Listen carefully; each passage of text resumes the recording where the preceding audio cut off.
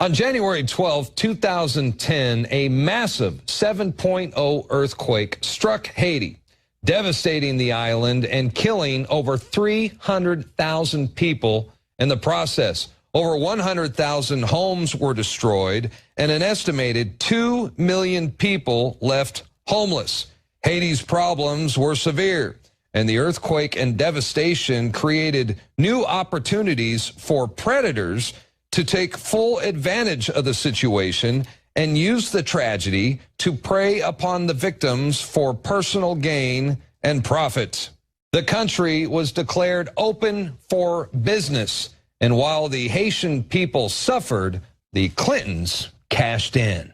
There are new accusations today of pay-to-play scandals rocking the Clinton campaign. New details of a possible influence peddling in the aftermath of the 2010 earthquake in Haiti, which we all remember very well. We have seen before the capacity that Haiti has for violence in the 2004 coup, in the 2008 food riots, and it could slip towards that situation again, becoming survival of the fittest. A very lucrative opportunity for companies from all over the world to grab the billions that were pledged for rebuilding. But now, unless you're in a search and rescue team or a medical team, the best thing you can do is give money. After the earthquake, countries around the world donate billions of dollars to help Haiti rebuild. Bill Clinton was in charge of that money. What did he do? He kept the money. Give now, and lives will be saved. You can text Haiti at 2022. Send a text message, $10 will be forwarded to it. We'll move that money in a hurry, but everybody, this is one of those things where $5 can make a difference. A lot of tweets have been soliciting donations through text messages, but folks really have to be careful that they don't get conned here, because the worst people come out in the worst times. And, you know, when she raises this money, every time she raises money, she's making deals to say, could I be the ambassador to this? Could I do that? Make sure my business is taken care of. I mean, give me a break. All of the money she's raising, that's blood money. You know, we need the help and the generosity of the American people. We have a text messaging system that the State Department set up. It's Haiti, H-A-I-T-I, to 90999. We've raised about $3 million for the Red Cross. It took only a glance to see what the rains did to the largest camp in Port-au-Prince. Estimates vary, but up to 200,000 people have lost their lives. Please, if you can, contribute. $10 will be billed to your cell phone, and it's helping us get the food, the water, the medical supplies that we need. The Clintons, Hillary Clinton, should be behind bars. She have no business running for president. We need somebody like Donald Trump in the White House to make America great, so other countries around the world will respect America again. As soon as the earthquake hit, Bill and Hillary Clinton took action, and they portrayed themselves as the saviors of Haiti and immediately launched a relief effort that eventually raked in billions of dollars in relief aid. But as it turns out, very little of that money actually got to the poor people of Haiti. It was a scam. Hillary Clinton abused her position in the State Department to skim most of the relief aid donations for herself and for her husband, for her brother, and of course, all of her corporate buddies. It's estimated that only 10% of the donations actually made it to the programs to help Haiti. Wow. Unfreaking believable. I mean, what kind of monsters are these people, the Clintons?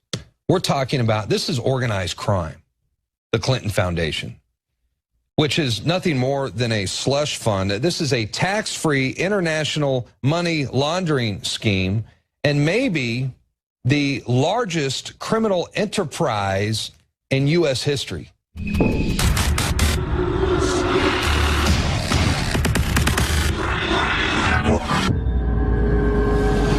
Hillary Clinton supporters, join us, won't you? Let's journey back to January 12th, 2010. Hillary Clinton had been the United States Secretary of State for about a year when a catastrophic 7.0 earthquake crisis rocked Haiti 16 miles west of Port-au-Prince. Somewhere between 160,000 to 316,000 Haitians died, while 2 million Haitians were displaced. The survivors cobbled together what they could, creating temporary communities as they waited for the world to help, only to witness the globalists using the disaster as a money-making scheme. And in walked the Clintons and the United Nations, bringing with them a cholera epidemic that infected 700,000 Haitians and killed at least 9,000. That it's simply not acceptable for the UN to be responding to its own responsibility for having caused the worst cholera epidemic in the world by not doing anything for the victims. Nearly $13.5 billion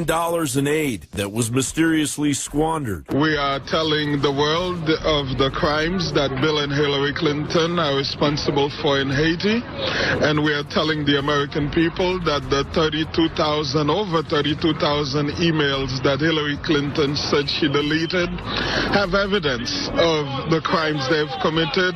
Formaldehyde-laced cancer-causing trailers and a legion of corporations that would use Haiti's humanitarian crisis to line their own pockets, taking at least 25% off the top of every project they were awarded. WikiLeaks revealed the Haitian U.S. ambassador Kenneth H. Merton wrote in a cable just 20 days after the catastrophic quake, other companies are proposing their housing solutions or their land use planning ideas or other construction concepts. Each is vying for the ear of the president in a veritable free-for-all. The military logistics personnel intend to surge to around-the-clock operations until the offload is complete. The gold rush is on. And so a slew of corporations were slated to help rebuild Haiti under the U.S. Secretary of State's Interim Haiti Recovery Commission, overseen by none other than former U.S. President Bill Clinton. The IHRC approved over $330 million in projects funded by the U.S. government, including Northern Industrial Park, to accommodate 18,000 new jobs in garment, textile, and other fields by 2014. This industrial park actually brought only 10% of the jobs it promised. Port-au-Prince neighborhoods to upgrade and provide services to earthquake-affected neighborhoods, enabling displaced persons to return. According to Amnesty International, around 37,000 houses are known to have been repaired, rebuilt, or built. However, less than 20% of the housing solutions provided as a response to the disaster could be seen as long-term or sustainable. Instead, most programs have simply provided temporary measures such as the construction of temporary shelters and the allocation of rental subsidies. Initially, $53 million was spent to build 15,000 new homes, but this number morphed into $93 million for 2,600 homes, while $70 million was spent on building townhouses for the IHRC staff and roughly $20 million to build 2 soccer fields. Anyone can surmise that the Haitian people would have been far better off had the Clintons taken their foundation fleecing scheme elsewhere. Clearly, a ruthless strategy plundered this third world catastrophe. Aside from a handful of houses, a Caribbean cell phone hub enriching its globalist owners, and 2 multi-million-dollar soccer stadiums, Haiti remains unchanged. A majority of displaced Haitians still have no electricity, plumbing,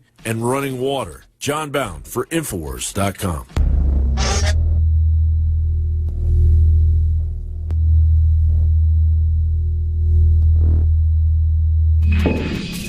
All right, we are joined now by political insider and best-selling author Roger Stone. StoneColdTruth.com is a website, and he's here with us today to talk about the Clinton Foundation and the rape of Haiti, because I think this is about as low as you can go. We've all heard a lot about the criminal enterprise of the Clinton Foundation, much of which, by the way, is covered in Roger Stone's latest book, The Clintons' War on Women.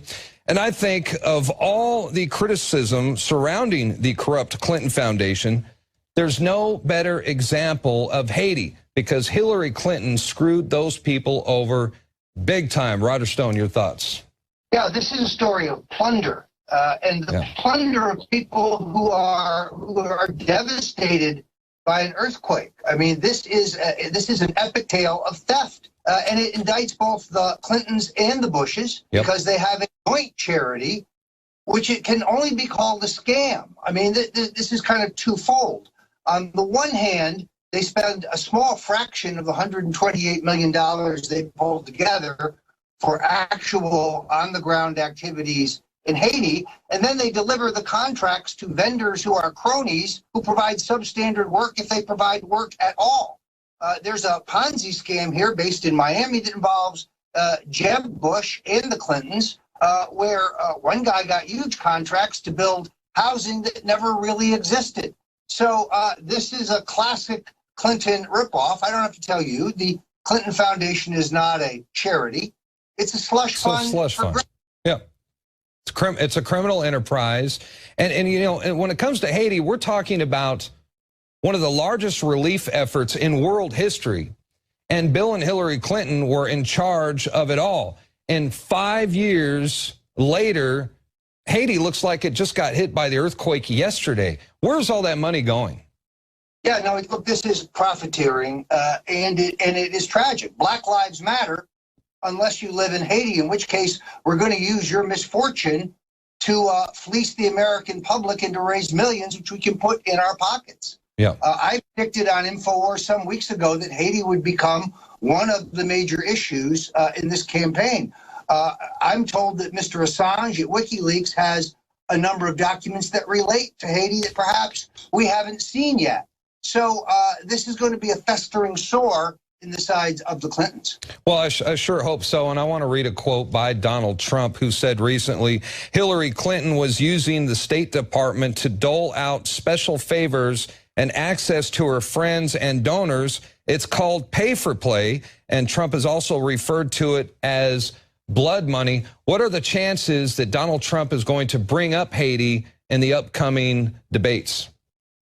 I think that's what's so exciting about the debates. Yeah, me too. And that is that one predictable thing about Donald Trump is that he's entirely unpredictable. And he has an embarrassment of riches in terms of vulnerabilities of the Clintons. It could be the Clinton Foundation. It could be Benghazi and the lies involved there. It could be Hillary Clinton's health. It could be her failure as Secretary of State in the Middle East, in which she has made the place a powder keg, where she has enabled our enemies and undercut our allies. So who knows where Trump will come? This I do know. He's a brawler. Mm-hmm. He is fearless. No doubt about it. He is courageous, and he is well aware of the facts. Well, I tell you what, the Haitian people, Bill and Hillary Clinton are probably the two most unpopular people in Haiti and for the entire world, for that matter. And I think that, you know, we know that there's been massive protest over Haiti, in Haiti, and there's also been protest right here in America outside the Clinton Foundation buildings. And I also think that once the average American voter learns about this, especially within the black communities, it's over for her. She's done. Yeah, look, anytime you have a charity that is spending a whopping 10% on actual charitable activities, and even those activities are questionable, these are people who distributed millions of dollars worth of HIV drugs to fight AIDS that have never been approved by the FDA and may have done more damage than good. But they bought them from a Clinton crony who happened to be in the pharmaceutical business. Look, this is a scam. And it's hard to understand how the Internal Revenue Service has time to audit Donald Trump's taxes while ignoring numerous detailed complaints about the violations of law and transparency and self-dealing in the Clinton Foundation. Yeah, once again, she's above the law. Well, but when I worked for Nixon, that was the mantra of the left. Absolutely. No one is above the law. Yeah. We shall see. All right, stonecoldtruth.com is the website. And also you could purchase his book at rogerstone.com, The Clintons' War on Women. It's also available right now at InfoWarsStore.com. It's a very good read. I recommend that you purchase this and send a copy to your friends and family, and do it before the election. Roger Stone, good to see you. Many thanks. Glad to be here.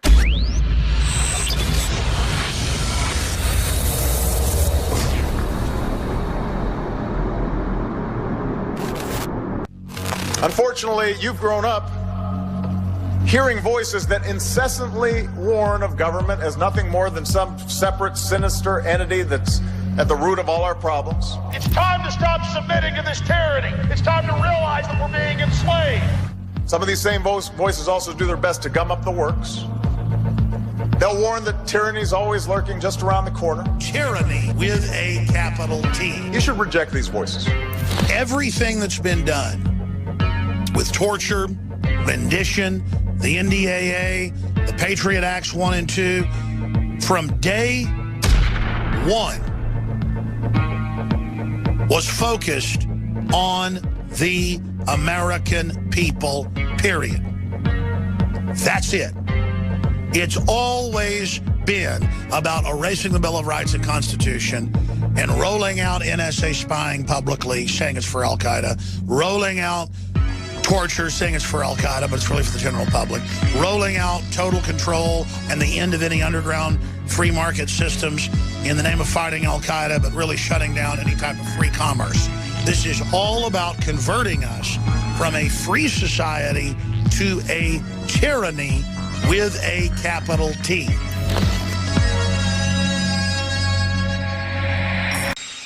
Good evening, everyone. Welcome to the InfoWars Nightly News. I'm Darren McBreen. It is Thursday, September 15th, 2016, and here's a quick look at what's coming up. Tonight, natural disaster, tragedy in Haiti. The world's heart went out to the victims, but Hillary saw dollar signs for herself and her cronies. We set up a website, $10 will be forwarded to it. We'll move that money in a hurry, but everybody, this is one of those things where $5 can make a difference. Billions of dollars of aid poured into Haiti with only 10% going to the victims. Tonight, we look at the Clinton Foundation's actions in Haiti. They portrayed themselves as saviors, but we look at how the Clinton Foundation participated in the rape of Haiti. And Roger Stone reveals how the Clinton Foundation operates as a slush fund, as well as its ties to the Bush family. All that and more on tonight's InfoWars Nightly News. Bill Clinton was in charge of that money. What did he do? He kept the money. All right, we're talking about the Clinton Foundation and the rape of Haiti and how Hillary Clinton, as Secretary of State in 2010, took full advantage of not only the crisis in Haiti after they were hit by a devastating 7.0 earthquake, but Hillary Clinton also took advantage of us, the American people, when she asked for donations in a relief effort that ended up in the hands of her corporate buddies and Bill and Hillary's personal bank accounts. And a lot of tweets have been soliciting donations through text messages, but folks really have to be careful that they don't get conned here because the worst people come out in the worst times. We basically need now food, water, shelter, and medical supplies. We identified some places for large numbers of people to seek shelter today. But if anyone wants to help now, not 2 weeks from now, a month from now, we'll need lots of rebuilding help, lots of volunteer help. But now, unless you're in a search and rescue team or a medical team, the best thing you can do is give money. You know, we need the help and the generosity of the American people. We have a text messaging system that the State Department set up. It's Haiti, H-A-I-T-I, to 90999. We've raised about $3 million for the Red Cross. That's what's needed right now. Please, if you can, contribute. $10 will be billed to your cell phone, and it's helping us get the food, the water, the medical supplies that we need. InfoWars reporter Margaret Howell joins us now to talk about the stolen Haitian relief money that was orchestrated by the Clintons. And this really hit close to home to me because I actually gave money. I don't think it was to the Clinton Foundation. I don't remember. I just remember at the time they were giving out phone numbers. And everybody across the world, lots of people donated to the cause. What did you learn? Isn't that amazing? So we've learned that these war criminals were in charge of the humanitarian aid relief for Haiti. She was Secretary of State at the time in 2010. She flies to Haiti in this big, massive federal, airplane. It stops the relief aid that's getting in because it was already bottlenecked. So her stupid appearance, it was stopping the aid beginning to flow in. That should have been a trigger point at that. Something's amiss. But it was a photo op as well. Correct. So she was there for the photo op. It starts there. So she's in charge of the relief effort, being the Secretary of State, the major agency in charge of overseeing it. And what she does, Darren, it is so despicable. So she realizes that the money is going to begin funneling in. She makes her husband the head of the Haiti Reconstruction Commission, which means that all of the relief money it goes through Bill Clinton. $13 billion in all is what went through him.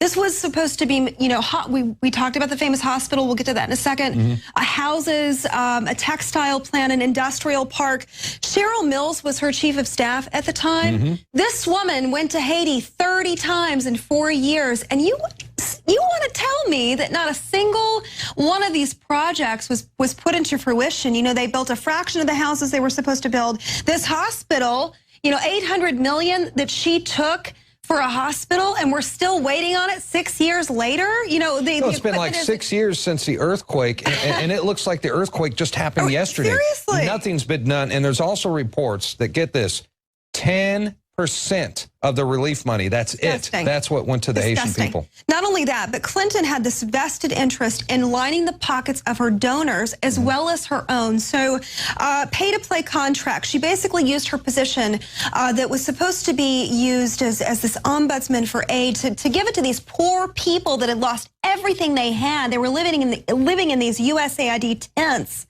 at the time. No running water, no plumbing, their children naked, screaming. You know those photographs. We've all seen them. So she takes their disaster, and it's the worst sort of disaster capitalism, the ultimate crony capitalism I have ever seen. She decides to profit, self-enrich, if you will, on the backs of these people. And she does it. Let me just give you an example of how she does it. So $124 million goes to one project for a textile mill in the northern part of Haiti. Which ended up being a sweatshop. Correct. Now, let me get this straight. Okay, I know the northern part of Haiti was not struck by the earthquake. It was not damaged. Correct. So there's no reason to build anything on the north side. No. So this ended up being a sweatshop. Those folks are making 61 cents an hour. That's it, and they're working 16-hour days. Look it up. She was supposed to create 16,000 jobs with that, 16 to 20. Reports vary. I mean, it was supposed to be, even if that's not the place where the earthquake hit. Okay, let's do At some least they're creating jobs. Let's industrialize Haiti a bit. Let's make them a little self-sufficient. That's one example of this. Hey, well, before you go, I just want to say this, that I remember the grand opening of this sweatshop. Of course, that's not what they called it. Right. But Bill Clinton and Hillary Clinton were both there, grandstanding, once again, acting like they're the saviors of Haiti. They had this huge grand opening, and the Hollywood elite were there. Actor Ben Stiller was there, and of course, Sean Penn was there. And they made a big deal out of this, knowing full well that this was just to line the pockets of their corporate friends, and this is a front. Despicable. It's a front. And what we see this time and again, $13 billion is what we're talking about. And these poor people, the victims of this massive natural disaster, saw a fraction of it. They're still suffering all this time later because of these war criminals at the helm, lining their own pockets. You and I talked off camera about some of the contracts. They were looking for mining contracts. And I found this in my research today. VCG Mining, it's a gold mining contract. Her brother sits on the board of this mining company. So she's essentially, they've set up this so that they're taking everything that they can out of this ravaged country, including their gold. They want it all. Which is going to Hillary's brother, and this is the first gold mining contract that was awarded to Haiti in 50 years. Somehow, magically, gets awarded. Oh, lo and behold, to Hillary's brother. Isn't that nice? Right. And Bill Clinton, what really makes me sick, you see him go, we're going to build this back better than ever, stronger than ever. The only thing they did was steal and rob from these people. They robbed them blind. She used her State Department position, her chief of staff going to Haiti 30 times. Are you kidding me? This is all money, 30 times. Yeah. She was doing it to oversee this industrial park. Tens of millions of dollars flown into that. Nothing ever came of that. Where's that money, Darren? Yeah. Look, the Haitian people got nothing, but the good side of this story is people are waking up. And Haitian Americans are waking up. In fact, we're going to show you a protest that just happened recently. And I think that once the average American voter, once they find out about this, they're going to be very upset, especially the voters within the black communities, because this shows you what they think of. This is how much they value. No, yeah, they don't care. They don't care, man. I tell you what, this is the most despicable thing I have seen in a long time. Let's take a look at this protester, this Haitian protester that had this to say right outside of the Clinton Foundation just a couple of weeks ago. After the earthquake, countries around the world donate billions of dollars to help Haiti rebuild. Bill Clinton was in charge of that money. What did he do? He kept the money. There were hundreds of homes who were destroyed after the earthquake. And the people are still hungry. They have no food, no jobs, no homes. This is not right. The Clintons, Hillary Clinton, should be behind bars. So there you go. Obviously, Haitian Americans not too pleased with the Clinton Foundation. And just imagine this. We've seen what Hillary Clinton did as Secretary of State, how she abused her power. Imagine what she will do as president of the United States. We cannot allow this to happen. Look, you're absolutely right. We cannot allow this woman to have the keys to the White House. It is plain and simple. Look what she did to those poor kids in Haiti, those poor kids that her husband did in Iraq, those 500,000 kids in Syria. You know, we cannot let this woman get anywhere near this White House. And we really love the truth here, Darren. We love our viewer, our audience. We care about your well-being. And that's why we do this job. That's why we bring this information to people, because we really care about them. We care about this country. And we see what she's doing all over the globe. And you think she's not going to do that here? You just wait. That's right, Margaret. And I think once the average American voter finds out about this, especially the black community, it is over for Hillary Clinton and possibly even the Clinton Foundation. Game over.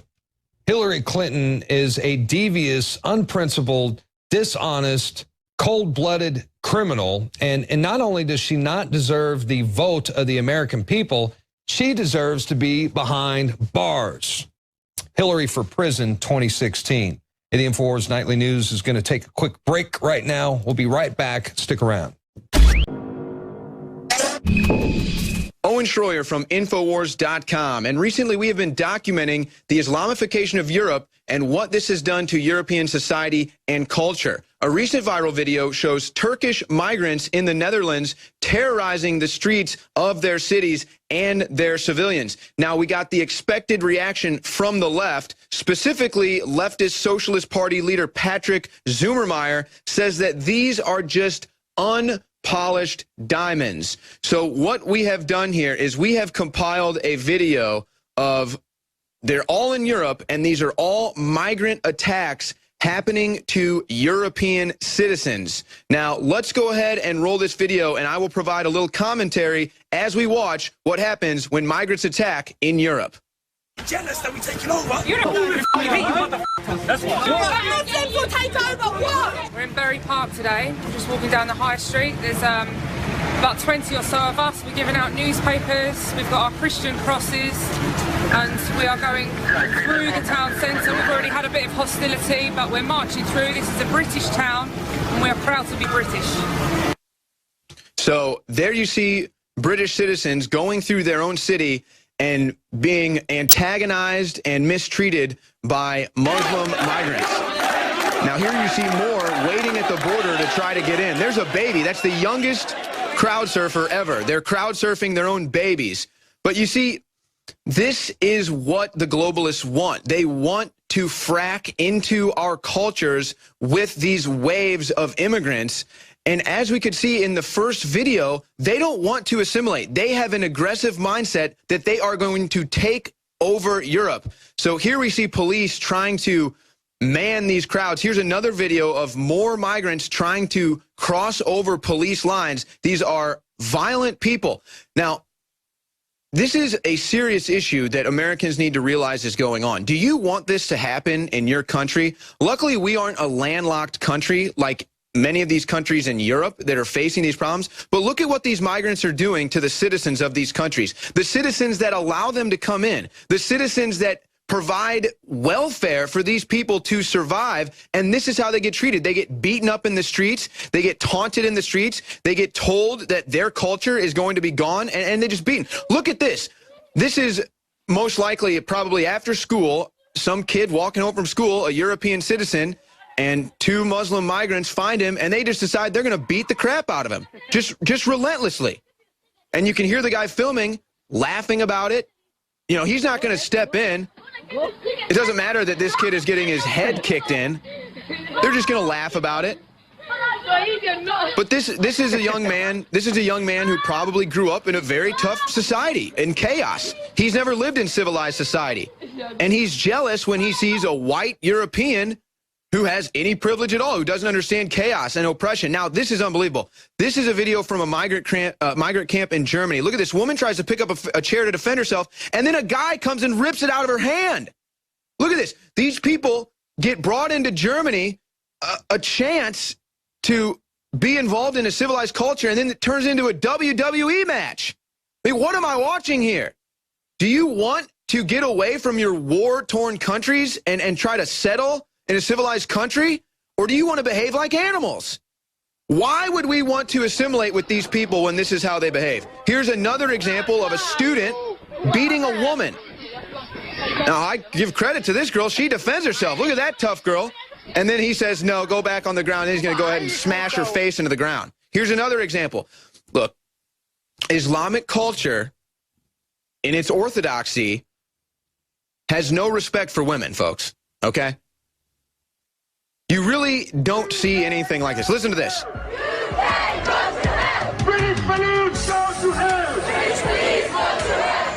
White French being beaten up by predominantly Muslim immigrant gangs. Violent crime can happen anywhere and to anyone, and for many reasons. But in parts of France, it has become especially dangerous to be white. This French report says almost 1 in 5 Frenchmen have been victims of insults or worse. A few cases have even gone to trial. This Frenchman named Max, he's been attacked more than... The media won't cover this, though. People are increasingly living in fear. They fear the imposition of Islamic law and the organized violence against any French person, including the police. For all its generosity. And we just saw that. They said, down with the police, go to hell. They said, down with Britain, go to hell. Now, this is a report shot by 60 Minutes. They are first documenting what the migrants have done to Sweden. There's pictures of Sweden, but what they found when they actually put their reporters' boots on the ground was unbelievable. Let's roll this audio.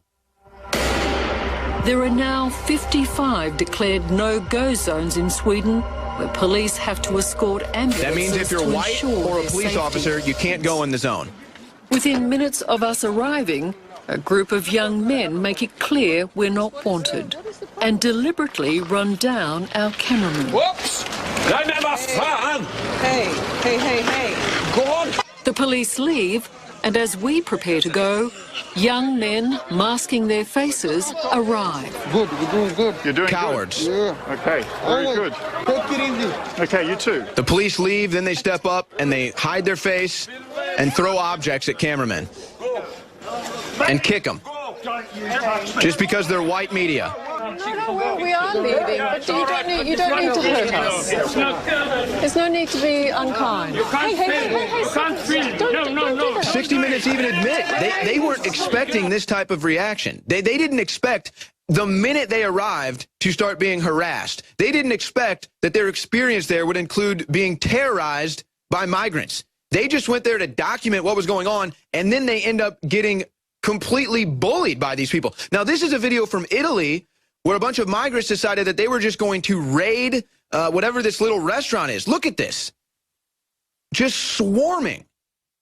Now, again, these are people that come from war-torn countries. A lot of these people may have never even experienced life in a civilized society, in civilized culture. These are desperate people, okay? I'm not sitting here saying that I don't feel bad for the plight of their lives. I'm not even sitting here saying that our governments aren't responsible for a lot of this going on. Look at the second wave comes in. They completely ravage this business. But the issue here is you can't force these people into our cultures. You cannot force these people into our civilizations. What you just saw on the video is what you're going to get if we force immigration into our countries and ignore what's actually happening in the Middle East. We're not trying to rebuild the Middle East, ladies and gentlemen.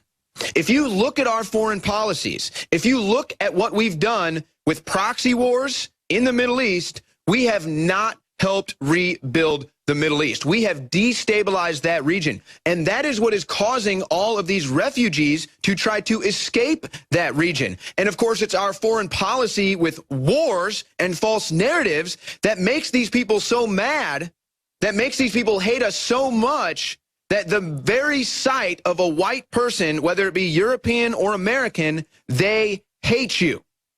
It doesn't matter if you open up your arms to take them in. It doesn't matter if you hand them welfare checks. It doesn't matter if they come into your country. They do not let go of their past way of life. They do not assimilate with our culture. And more than anything, you will have a percentage of these people that are just flat out radicalized. And as you've seen, the hate in their hearts cannot be kept down. So I would say we go with what Donald Trump wants to do and create safe zones in their own regions. Then we try to figure out what is going on in those regions, why all this war is going on. Of course, we know that there's religious wars that have been going on in that region for a long time, but the United States and other places in Europe decided to stick their nose in there and get involved with petroleum and overthrowing regimes in that region, which has not been proven a success. So let's keep in mind, as we see how the leftist policies with immigration have completely failed, now they're saying that they're going to have to start a civil war with Muslims in France.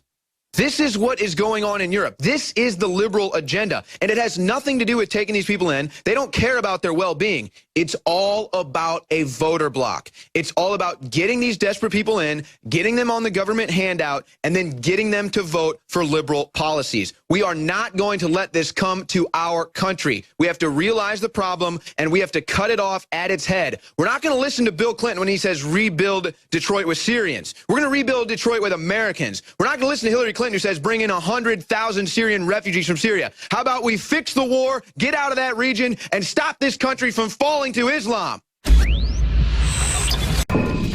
criminals are in this building, the people making laws that oppress others. That's the true crime. Criminals, people who put others in jail for plants, there's the crime. Our health, our choice. Keep Kratom legal. Our health, our choice. Keep Kratom legal. Don't ban Kratom. Don't ban Kratom. Don't ban Kratom. Don't ban Kratom. This is Ashley Beckford reporting for Infowars.com. I'm here at the state capitol here in Austin, Texas, to find out how patients feel about Kratom, a natural substance that possibly will be outlawed and made into a Schedule I drug. Let's find out.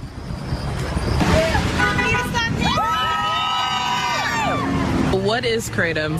Kratom is a member of the coffee family. It is an herb out of South and Central America. It is used all over the globe. It is used for things like pain management, stress relief, and people use it to get off opiates like OxyContin or heroin, so it helps addicts to come off of these substances safely. It is a substance that's used by Austinites and people all over the United States, and unfortunately the DEA just issued a statement saying that they intend to place it on the Schedule I, which is where you can find LSD, heroin, and unfortunately marijuana. And we feel this is a crime against humanity. I've been taking Kratom for 5 years. I broke my neck when I was 14 and used to take a bunch of medications, about 17 different prescriptions a day, to the point that I was on a couple things that were liquid morphine, and then there was Adderall. Twice my daughter checked on me and I wasn't breathing, and at that point I decided to completely detox myself. And I had a friend who started a Kratom business who'd been trying to get me to try it for about 4 years, and like her, I didn't believe him. I thought he was insane and it tasted nasty. It's a leaf, what's it gonna do? And I am now 5 years free of any kind of pills. I don't take allergy medicine, I don't take Motrin, I don't take anything, and my daughter is the reason for that. Kratom has saved my life and given me back the ability to just be a human being and not be a zombie. I found Kratom through my friend here after years and years and years on doctor-prescribed opiates. I had cancer, I had surgeries, and I have epilepsy as well. A lot of conditions. I could talk about the conditions on, and nothing had ever worked. Nothing had ever worked. More pain pills. I would be nodding off. I couldn't work just because of the medication they were giving me. We want the option to self-medicate and take care of ourselves. This is such a valuable substance. My husband uses it for stress. Many people we know use it for pain management. They say it works better than marijuana for them. It works better than any sort of prescription that they've had with very little side effects whatsoever. It's also great for sleep if you have trouble sleeping. Personally, Kratom's done a lot of good helping me with pain.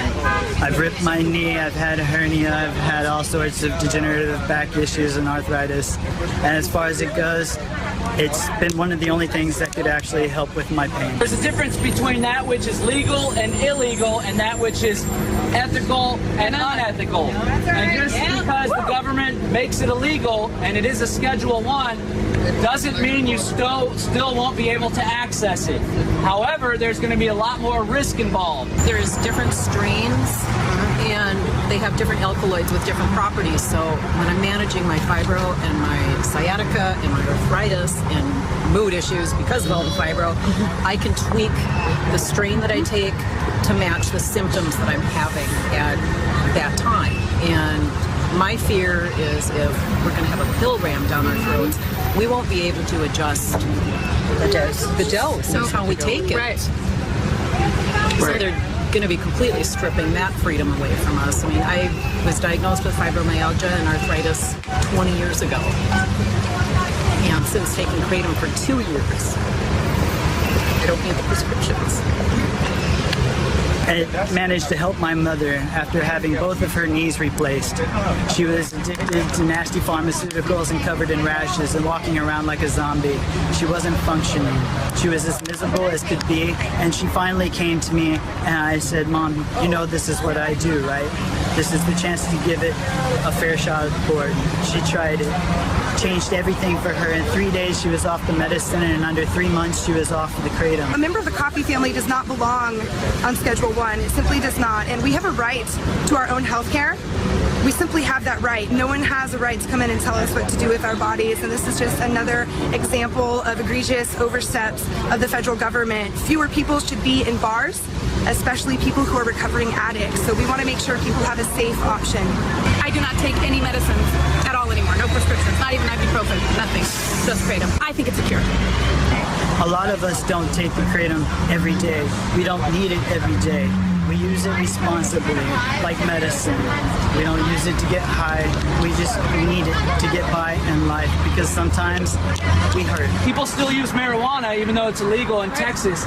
There's immense benefits of that herb, of that substance. I'm not even going to call it drug.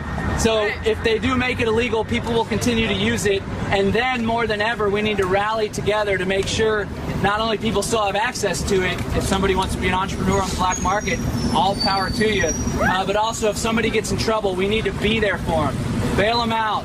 Go to court with them. Help them raise money for an attorney. Because this is really beneficial stuff. And just because the government says it's illegal doesn't mean you have to stop taking it. There's also a rally taking place in D.C. and cities all across the country.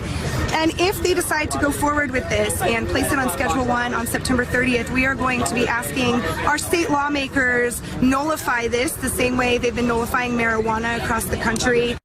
The concept is called nullification or state sovereignty, the notion that states can opt out whenever the federal government tries to exert a power not enumerated in the Constitution. Kratom saves lives! Kratom saves lives! Kratom saves lives! Kratom saves lives! Free my Kratom!